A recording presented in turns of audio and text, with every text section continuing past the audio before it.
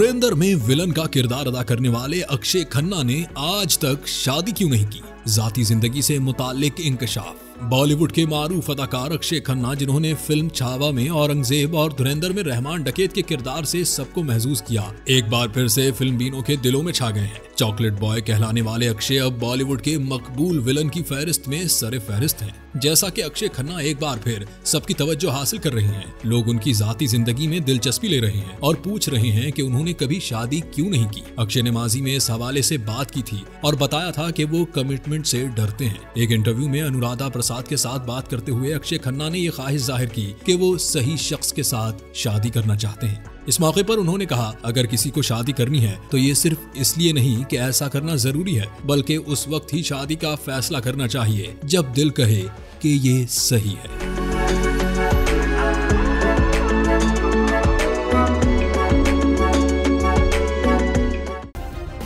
Subscribe करें और bell दबाएं ताकि कोई खबर रह न जाए।